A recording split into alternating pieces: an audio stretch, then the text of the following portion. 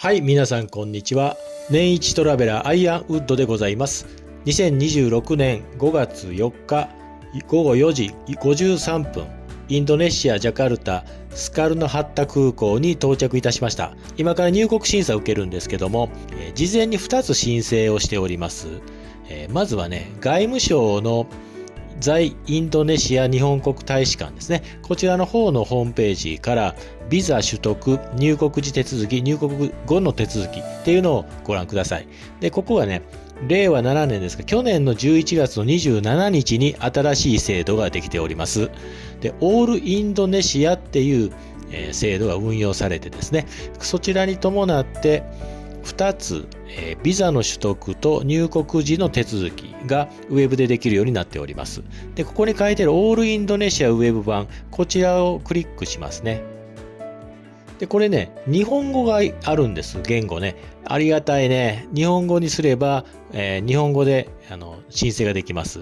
で、私たちは外国人訪問者ですから、ここをクリックして、あとは申請してください。で、詳しくね、申請の状況を説明してくれているサイトもありますんで、そちらを参考にされて、申請してください。到着の3日前じゃないと申請ができないです。で、現地でね、空港でもできますので、もし申請し忘れたなっていう方は、ジャカルタの空港到着してからでも申請が可能になります。それともう一個ね、下の方に書いてるんですけども、インドネシア入国査証。これです。僕らが必要なのはね、これです。VOA っていうやつ。到着ビザですね。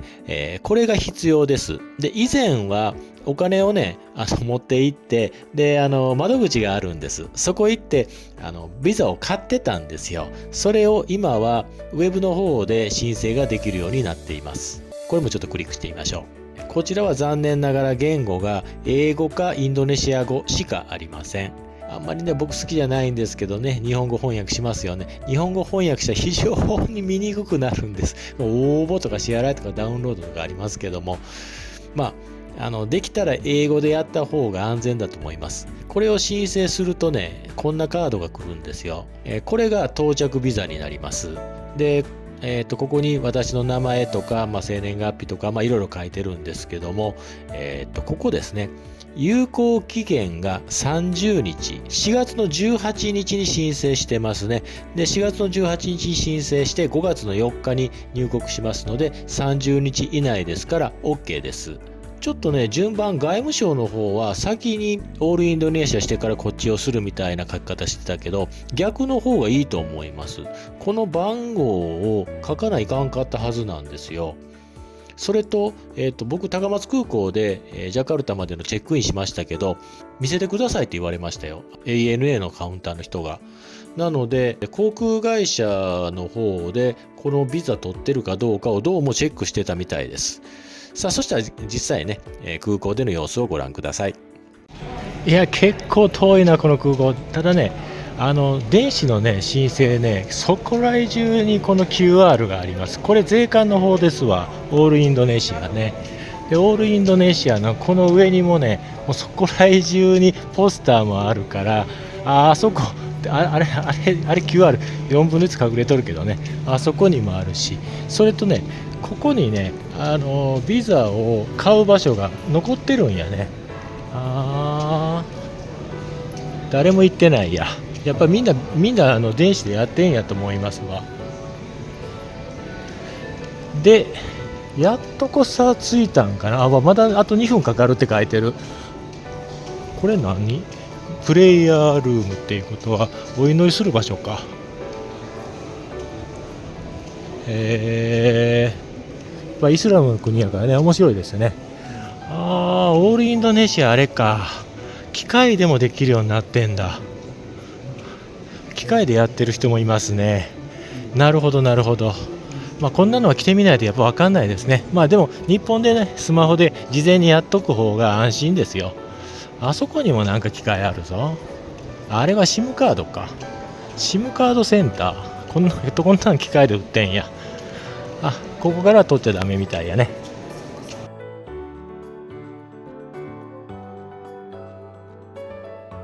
空港広かったんでね、今5時8分なんですよ。18分かかったんです、出るまでにね。ただね、審査自体はもうウルトラ楽勝で、入国のところはシンガポール以上に楽勝ですわ。自動化ゲートでね、指紋も顔写真も取らないからピッて出られた。それからここは今ね、税関の QR を確認しているところ、あそこもその先ほど言ったね、税関の書類は事前に、日本で審査をする。審査をしたら QR くれるんです。ですから入国審査のところはパスポートを自動化ゲートにかざしたら OK で、税関のところは QR を係員に見せてスキャンするものがありますわ。それ通したら OK でした。いやこれね、僕今まで何カ国行ったか分かんないけど、過去最高にドラク賞の入国です。こんなスムーズなの1回も見たことないですわ。シンガポールよりここがスムーズ。びっくりやね。前僕インドネシア2回来たことあるんですけど、結構並んだよなっていう記憶があったんですけどね。いやもう今全然並ばないです。さあ今からね、僕電車の乗りは探さないかんねやけどね、あそこ出てここややこしいんです。電車の駅に行くための電車に乗らないかんですまずねターミナルの移動の電車を探します。よく分かってないんですけどね、これしか乗る電車ないはずなんでこれに乗ります。電車に乗ったらね、多分これ正解やと思う。僕今3にいてね、2に向かってんですよ。で2の先にね電車駅があって、もう1個先に1があるみたいね。これで多分正解やと思います。さあとりあえずね、駅の改札には来たんですよ。みんな QR 持ってる。俺ビザタッチで行けるって聞いたから行こうとしてんだけど、ダメか。とりあえずね改札まで来たんです。一旦ね僕中入ったんだけど、電車の時間ギリギリだったみたいで、駅員さんにね通っちゃダメって言われて追い出されたんですよ。で追い出されてしょうがないからこっち見てたらみんなが自動販売機でね買ってるんで、買ったら後でね兄ちゃん現金持ってきてね、なんか喋ってきたんだけど、ちょっと悪いけどノーサンキューって言って別れたんですけどね。一応ここでね買えました。多分この QR が乗るのに必要なんだと思います。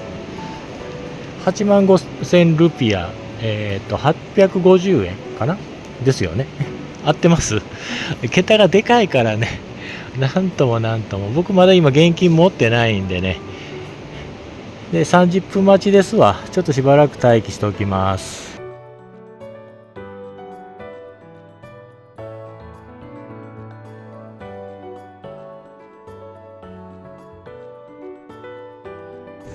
18時40分にね最寄りの駅までやってきたんですよ。なんとかね来る途中で雨上がりましたね。ほとんどの人傘さしてないでしょ。いやー助かったよ。空港ではね土砂降りやったんですわ。もうどないしようかなと思ったんですけどね。でね左がずっと壁があるんだけど、どっかで僕左曲がらなあかんのですけどね。とにかく今後ろから車来ました今正面からねガンガン人が歩いてきてるんで、僕が行ってる方は逆に誰も行ってない大丈夫かいなただ今向かってるのがね、この町のいわゆる経済の中心、経済というか新しいねビルがガンガン建ってる地域らしいんです。ですから、通勤客が、仕事終わってね今どんどん帰ってるんだろうと勝手に思ってるんですけど、そうじゃないのかなそうだと思います。でこの町ね今4000万都市なんです。世界で一番人口の多いのがこのジャカルタなんですよ。なんでやっぱり人多いわすっごい今人多い。で僕のホテルがこの辺りで左曲がるはずなんですけどね。あった今地図見てなかったんだけど、そこです。オールシーズンホテル。そこへチェックインしますわ。ホテルの近くにねショッピングモールでかいのがあるんです。グランドインドネシアってね、そこにやってきたんです。目的はね、お金を変えることです。でここに ATM がありますけども、隣に、現金変えれる場所もあるんですよ。なんでね、こっちで変えてみました。ちょっといくらになったかね、今計算できないんです。あまりにも桁がでかすぎてね、ゼロが2つ増えるんでね、ものすごい金持ちになった気がしますよ。今見たら 108.2 と 111.7、 あれどっちかどっちからいつもね迷うんですけど、でこの上ね西部です。上というかね、ここ西部です日本の。でお隣イーストモール、ウエストモールってあってね、僕がいる方が、イーストモールの方ですね。でウエストモールはねまだ違うテナントが入ってるみたいで、さあまあちょっとねこの辺散策をしてからね、もう一休みしようかなって。どっちかっていうと明日の朝が観光はメインになります。インドネシアね渋滞きついんでバイクでね僕移動してます。今日は雨降りなんですよね。上がったり降ったりなんだけど、小闇だからバイク行ってます。僕はさっき言ったねグランドインドネシア。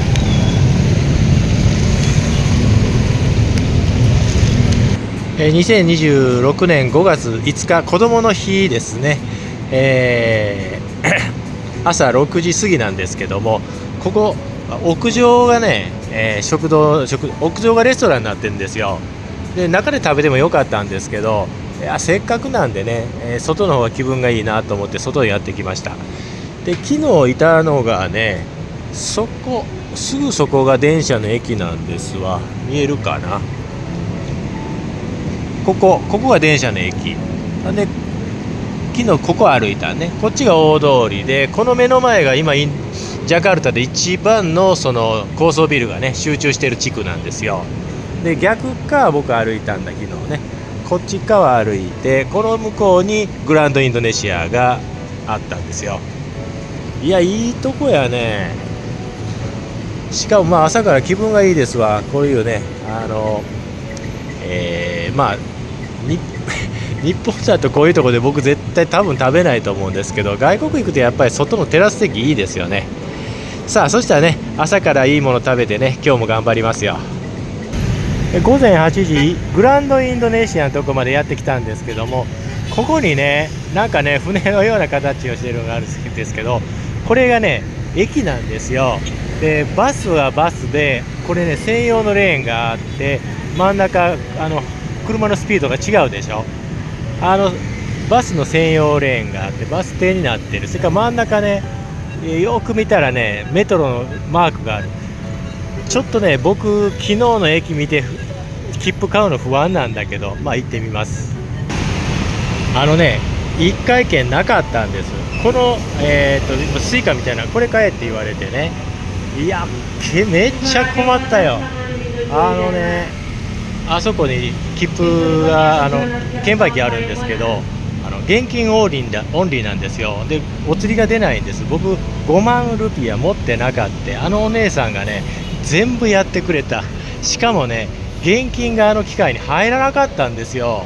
でお姉さん自分のねスマホで、やってくれて、で僕はお姉さんに5万ルピア払って、ものすごくねお姉さんも苦労してた。それからモナス行きたいんだって言うと、レフトサイドだって言ってましたんで、ここじゃないね。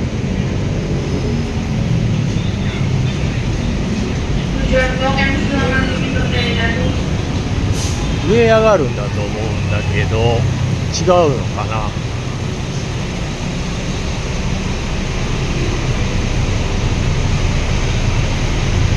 下降りるとこないもんな。上としか思えないんですけど、いやー初めての経験でね、ちょっとインドネシア難しいけどね、めちゃくちゃ物価が安いんです。これね5万のカード500円なんですけど、今から乗る地下鉄ね3500で乗れるんですよ。35円ですわ。あれここ上がってきたけどここ違う。ちょっと探します。結局ね、さっきのとこ地下鉄じゃなかったです。で、コタの方へ行きゃいいので、今乗ってるバス合ってると思うんですけど、とりあえずね、目についたバスに飛び乗りました。で、昨日売宅に乗ったから場所が当たりついてるんでね、途中でね、あさっての方曲がったら降りようかなって思ってます。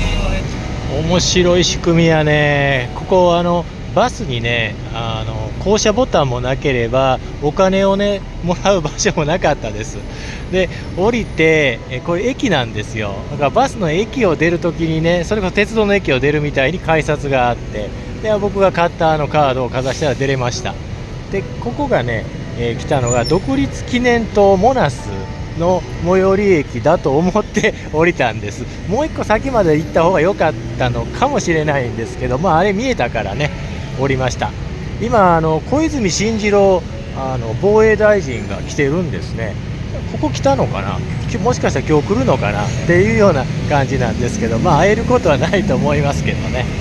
さあそしたらね、せっかくなんで、半日観光やっていきたいと思ってます。いやインドネシア恐るべしやね。このでっかい交差点で歩行者の進行がないんです。なんでね、車とかバイクとかをかき分けて歩くんですよ。僕さすがに怖いんで、地元民見つけたらね、地元民にひっついて渡ってました。いやー知ってたけどね東南アジアこういうとこ多いんですよね。でモナスの入り口にやってきました。さあ入れるかどうかわかんないんですけど、ここ進入禁止になってるな。右側から行かないかんのかな。ちょっと行ってみましょう。行けるところまで行ってみましょう。このね入り口見つけるの大変でした。モナスの周りね、四方に入り口があるんです。で私が南の入り口まず入ろうとして入れなかった、東も入れなかった、北に来たら人がいたんです。で歩いて行ったらね、いやこっから入れないよって。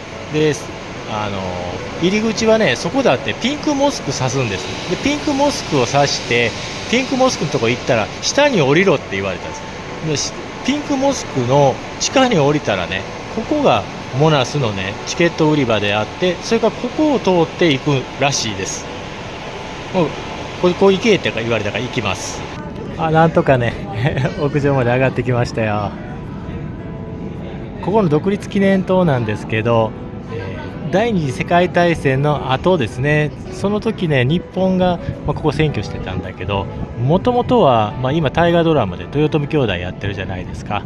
あの頃にオランダがね、インドネシアのことを東インドって言ってたんですわ。で東インドっていう国として、植民地にしてたんですよね。それを一旦日本が占拠して、日本が太平洋戦争負けたけど、オランダがまたやっぱり帰ってくるんですわ。そのオランダからの独立を勝ち取った記念の塔が、このねジャカルタの市内の、一番いいところに、広い公園の中にあるっていうことになってます。僕が泊まってたのはこっちですね。やっぱり全然風景ちゃうね。こっちが今のインドネシアの中心、今のジャカルタの中心地ですね。もう僕泊まってたホテルわからないよなこの多分真正面の高いビルのまだ向こうだと思うんですけどね。人口4000万、東京去年ね東京を抜いて世界一になったってニュースがありましたけども、まだまだ人口増えるから、もうダントツの世界一になっていくインドネシアの首都ジャカルタです。であそこのロータリーの交差点でさっき僕ね渡るのが大変だよって動画撮ってたとこですわ。モナスから旧市街コタに行こうと思って電車乗ろうと思ったんですよ。そしたらね駅員さんにね、コタだったらバス乗れって言われてバス乗ったんですわ。で乗り換え駅で僕降りて、次のバス乗ろうと思って Google マップ調べたらね、無料って書いてんですよ。でこれ調べたらね、本当に無料らしいんで乗ってみようかなって。なんか無料の観光バスで2階建てバス、こんなんタダで乗せてくれるんやっていうのでちょっとびっくりしてます。もしくはね、あれ12だからダメだ。10か1だったら今僕が持ってるカードで乗れるんです。あれでもね35円だから無料って言われても35円しか得しないんですけど、いやなんか感覚バグるねインドネシアね。まあちょっとまだね出発時間が、あと5分ぐらいなんで乗せてくれないんですけど、ほんま乗せてくれるんでしょうか。運転手さんいませんよね。これ10時発なんですけど、10時3分になってね、バスのドアが開いたんです。で、乗車方法ね、無料なんだけど、あのカードいりますね。あのカードをね、タップしたら0ルピアって出ました。さあ、ほんでね、まだ何分に出発するか分かんないです。とりあえず、先頭の場所に座って出発を待ってます。けどね、もうなんやかんやね、もうジタバタしたけどね、答え来たんです。で、あのバスね、10時発って書いてたんです、Google マップに。で、実際11時だったんですよ。で、僕ね、長いこと待ってたんだけど、もう待ちきれなくて降りたんです。降りた途端に出発するってありえんよね、ほんま。聞いたらね、11時って言うから降りたらね、10時48分に出発しましたよ。で、僕ね、ジタバタして結局ね、グラブでここまで来たんです。で、グラブだったら250円か、25000ルピアだったんでね。まあまあ、愚痴っても始まりませんけどね、時間がないんです、今日。今からもう空港へ移動して、台北に行きます。これ乗り遅れたらね、何してるかわからないんでね。まあ、その前にね、どうしてもここだけ見ときたかったんですよ。で、ここが、昔のね、ジャカルタはバタビアって町だったんですけども、その当時のね中心地です。で、先ほど言った、独立記念塔をね、オランダから勝利をしたっていうような記念塔でしたけども、ここオランダが作った町ですよ。東インドっていうね国を作って、でその首都がここのバタビアだったんです。でその後ね、日本が占領してるんですよ。でその時に僕実は私の父が99歳、まだね元気なんですけど、昭和ね19年兵隊じゃないんですけど、飛行機の整備でね、南方はねアンボン島っていうところまで行って、でその行き帰りここのバタビア寄ってるんですわ。その話もね父にしたのでね、ここだけはね目に残しとかな、ジャカルタ来た意味がなかったんでね、もう残念ですけどね、こういったね心残りがあると、もう一回ジャカルタ来たいなっていう気持ちが起こるじゃないですか。なのでね、なんとバスの待ち時間50分でここの滞在が10分になっちゃいました。オーマイガーやね。初めからグラブ乗ってたらよかったね。ではね、ここでジャカルタの旅行記一旦終わりにしときますね。次回はスカルノハッタ空港の出国、それからエーバー航空のビジネスクラスに乗って台北に行きます。で台北の入国までね、台北の入国も新しくなってます。新しくなってんだけど、去年秋にね試してるんで、その時にお話はしてる通りなんですよ。あの時はまだ、紙でもそれから電子でもどっちでもよかったのが電子オンリーになってます。そのあたりの様子をね次回お届けいたします。なので滞在10分のバタビアからお別れします。なんか癖がないけどね、チャンネル登録してください。このポンコツ野郎のポンコツ旅行記、皆様の何かのお役に立つかなと思いながら上げてますのでね、チャンネル登録していただきまして、来週金曜日新ネタをお待ちください。